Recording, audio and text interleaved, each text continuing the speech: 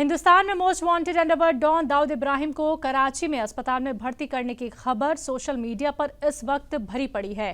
दावा किया जा रहा है कि दाऊद को जहर दे दिया गया है। वहीं कई रिपोर्ट्स में तो उसकी मौत की बात भी कही जा रही है। ताहम इस खबर की अभी तक किसी ने भी तस्दीक नहीं की है। आपको बता दें कि ये कोई पहली दफा नहीं है जब दाऊद के मरने की खबर आई हो। इससे पहले भी कई बार अंडरवर्ल्ड डॉन दाऊद की मौत की खबरें आ चुकी हैं, पर आज तक इसकी तस्दीक नहीं हुई है। आइए जानते हैं कब कब हिंदुस्तान के मोस्ट वांटेड दाऊद इब्राहिम की मौत की खबरें आईं। आपको बता दें कि बीते 3 साल पहले कोरोना वायरस वबा के दौरान भी एक खबर सामने आई थी कि 1993 मुंबई सीरियल ब्लास्ट का सरगना दाऊद कोरोना पॉजिटिव पाया गया है और उसकी मौत हो गई है।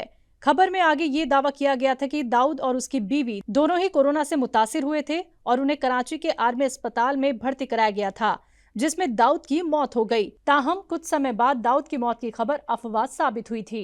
इसके अलावा साल 2017 में पाकिस्तान में रह रहे दाऊद को दिल का दौरा पड़ने की खबर भी मीडिया में आई थी।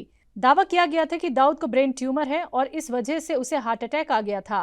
पाकिस्तानी मीडिया ने तब रिपोर्ट किया था कि दाऊद को कराची के कंबाइंड मिलिट्री अस्पताल में भर्ती कराया गया, लेकिन कुछ दिनों बाद ये खबर भी महज एक अफवाह पाई गई। साल 2016 में भी दाऊद के बीमार होने की अटकलें लगाई गई थीं। मीडिया रिपोर्ट्स के मुताबिक 8 साल पहले दाऊद को गैंग्रीन हो गया था। पाकिस्तानी मीडिया के मुताबिक गैंग्रीन का जख्म उसे घर में टहलते हुए लगी चोट की वजह से हुआ था। तभी दावा किया गया था कि दाऊद की हालत गैंग्रीन के घाव की वजह से खराब थी और उसके पैर काटने तक की नौबत आ गई थी। वहीं अब एक बार फिर से उसकी मौत की खबरें सामने आ रही हैं। अभी तक इस बात की भी तस्दीक नहीं हो पाई है कि ये खबर सच है या महज अफवाह। अपने विवादित बयानों से सुर्खियों में रहने वाली बीजेपी नेता साध्वी प्राची ने एक बार फिर ऐसा कुछ बोल दिया है जिससे उनकी चर्चा हो रही है। साध्वी प्राची ने पीलीभीत में कई मौजू पर अपना रद्द-ए-अमल पेश किया। आने वाले लोकसभा इंतखाबात को लेकर उन्होंने दावा किया है कि 2024 में मोदी ही आएंगे। इसके साथ ही उन्होंने मुस्लिम लड़कियों को मशवरा भी दिया। बीजेपी नेता साध्वी प्राची ने बयान देते हुए कहा कि मुस्लिम लड़कियों को हिंदू लड़कों से शादी करनी चाहिए। मुस्लिम समाज में खवातीन को हलाला और 3 तलाक का डर रहता है, इसलिए मशवरा देती हूँ कि हिंदू धर्म में शादी करना शुरू करें। हिंदू धर्म में मुस्लिम लड़कियों का इस्तकबाल है। उन्होंने आगे कहा कि सनातन धर्म में 7 फेरों के साथ साथ 7 जन्मों का बंधन कराया जाता है। हिंदुओं को भी मुस्लिम लड़कियों से शादी करने का मशवरा दिया। साध्वी प्राची ने मुस्लिम समाज पर इल्जाम लगाते हुए कहा कि ये मुस्लिम समाज के लोग जानवरों से भी प्यार नहीं करते। ऐसे लोग हिंदू लड़कियों से कैसे प्यार कर सकते हैं। उन्होंने कहा कि मुसलमान हिंदू लड़कियों से प्यार के नाम पर जिहाद करते हैं, इसलिए वो चाहती हैं मुस्लिम लड़कियां हिंदू लड़कों से शादी करें, जहां वो पूरी तरह से महफूज हैं। साध्वी प्राची ने कहा कि हिंदू धर्म में लड़कियों को देवी का खिताब दिया जाता है। आगामी लोकसभा इंतखाबात को लेकर उन्होंने दावा किया कि 2024 में मोदी ही आएंगे। इत्तेहाद कुछ नहीं कर पाएगा, इसलिए पीएम मोदी के इस्तकबाल की तैयारी करें। यूनियन मिनिस्टर गिरिराज सिंह अक्सर अपने बयानों को लेकर सुर्खियों में रहते हैं। लोगों के सामने उनकी तस्वीर मुस्लिम मुखालिफ है। अब गिरिराज ने कुछ ऐसा कहा है जिसके बाद उनकी काफी चर्चा हो रही है। दरअसल अपने एक बयान में गिरिराज ने कहा कि वो मुसलमानों को प्रणाम करना चाहते हैं। इसके पीछे उन्होंने खास वजह भी बताई है। गिरिराज सिंह का एक वीडियो सोशल मीडिया पर वायरल हो रहा है, जिसमें वो कहते दिख रहे हैं कि मुसलमानों को कोई झटका नहीं खिला सकता। मैं मुसलमानों को प्रणाम करता हूं कि वो अपने मजहब के लिए एकदम अटल हैं और कट्टर हैं। ये अब हिंदुओं को भी समझना पड़ेगा। उन्होंने आगे कहा कि मैं तो हिंदुओं से भी कहता हूं कि सनातन धर्म में बलि निजाम है और बलि निजाम में झटका होता है। अब मैं भी यहाँ झटका मीट की दुकान खुलवाऊंगा। गिरिराज सिंह का ये वीडियो सोशल मीडिया पर काफी वायरल हो रहा है। इसके साथ ही गिरिराज सिंह ने नौजवानों से मंदिर जाने की भी दरख्वास्त की। उन्होंने कहा कि जिस तरह मुसलमान मस्जिद जाते हैं, वैसे शाम के वक्त हिंदू युवा मंदिर जाएं और सनातन धर्म को लेकर बातचीत करें। मैं मुस्लिम धर्म के लोगों की भी इज्जत करता हूं। हलाल है, एगो मुसलमान को कोई हलाल झटका खिला दे। मैं उन मुसलमानों को प्रणाम करता हूं कि मुसलमान अपने धर्म के प्रति एकदम अडिग है, कट्टर। ये हिंदू को भी अब समझना पड़ेगा। हाँ, हिंदू को भी, मैं तो हिंदुओं से कहता हूँ कि हिंदू भाई, सनातन धर्म में बलि प्रथा था, बलि प्रथा में झटका होता है। अगर वो रुक गया अशुद्ध माना जाता है। यही बेगूसराय में होता है ना मंदिर, लखनपुर मंदिर। तो मैं यहाँ भी अब झटका मिटका दुकान खुलवाऊंगा। वाराणसी के मशहूर ज्ञानवापी मस्जिद केस में आज वाराणसी के जिला अदालत में एएसआई ने सर्वे रिपोर्ट पेश कर दी है। रिपोर्ट को सफेद रंग के सीलबंद लिफाफे में पेश किया गया। इससे पहले मुस्लिम फरीक ने कोर्ट में याचिका देते हुए मांग की थी कि रिपोर्ट को सीलबंद लिफाफे में पेश किया जाए।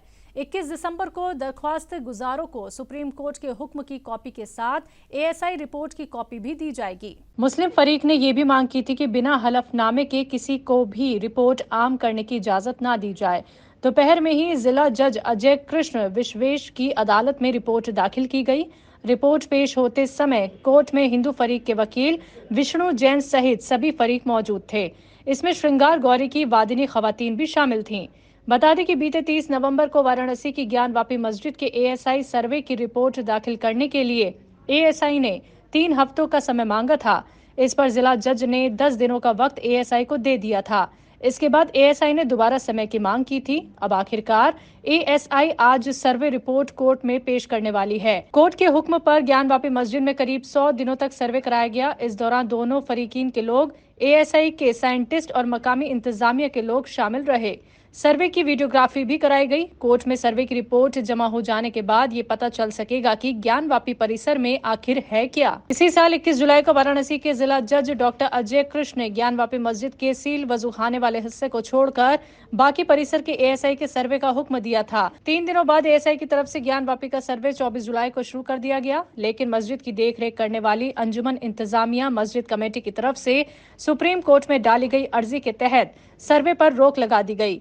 इसके बाद सुप्रीम कोर्ट और फिर हाई कोर्ट की अनुमति मिलने के बाद 4 अगस्त से एक बार फिर ज्ञानवापी परिसर का सर्वे कार्य शुरू हुआ था। अक्सर सुर्खियों में रहने वाली इटली की पहली खातून वजीर आजम जॉर्जिया मेलोनी एक बार फिर चर्चाओं में आ गई हैं। इटली की पीएम जॉर्जिया मेलोनी ने शरिया कानून और इस्लाम को लेकर बड़ा बयान दिया है। मेलोनी ने दावा किया है कि यूरोप में इस्लाम को बढ़ावा दिया जा रहा है। मेलोनी ने सऊदी अरब पर इल्जाम लगाते हुए कहा कि वो इटली के इस्लामिक सकाफती मराकिज को माली मदद दे रहा है। मेलोनी ने इसी के साथ इत्तेहा पसंदों को साफ पैगाम देते हुए कहा कि वो इटली में शरिया कानून लागू नहीं होने देगी। इटली की पीएम ने कहा कि इस्लामिक सकाफती के अलग मूल्य होते हैं जो हमसे मेल नहीं खाते हैं। मेलोनी ने आगे कहा कि सऊदी अरब में शरिया लागू है, लेकिन इस्लामी तालीमात और हमारी तहजीब के इकदार और हुकूक के बीच कोई समानता नहीं है और ये एक बड़ी परेशानी है। इटली की पीएम ने इसी के साथ उन लोगों की भी मजम्मत की है जो धोखाधड़ी करके पैसा कमाते हैं। आपको बताते चले कि जॉर्जिया मेलोनी ने ये बयान बीते कल दक्षिणपंथी पार्टी ब्रदर्स ऑफ इटली की ओर से मुनक्किदा एक प्रोग्राम के दौरान दिया। इस सालाना तकरीब में मेलोनी के अलावा एलन मस्क भी शामिल हुए। दिल्ली में बीजेपी की जानिब से मुनक्किद हुई बड़ी बैठक में नए एमपी के नए सीएम मोहन यादव समेत कई बड़े नेता शामिल हुए। यहाँ तक कि विधायक का चुनाव हारे हुए मरकजी वजीर फग्गन सिंह कुलस्ते भी इस बैठक में थे, लेकिन एमपी के साबिक सीएम शिवराज सिंह चौहान इस बैठक में मौजूद नहीं रहे। अब इसको लेकर तरह तरह की अटकलें लगाई जा रही हैं। ऐसे में बड़ा सवाल ये है कि क्या उनको इस बैठक में नहीं बुलाया गया। दरअसल बीजेपी के कौमी सदर जेपी नड्डा के घर पर मरकजी वजीर दाखिला अमित शाह ने ये बैठक की। इस बैठक में नए सीएम मोहन यादव, बीजेपी रियासती सदर वीडी शर्मा, तंजीम के जनरल सेक्रेटरी हितानंद, नायब वजीर आला जगदीश देवड़ा, राजेंद्र शुक्ला, ज्योतिरादित्य सिंधिया और नरेंद्र तोमर समेत कई बड़े नेता शामिल हुए।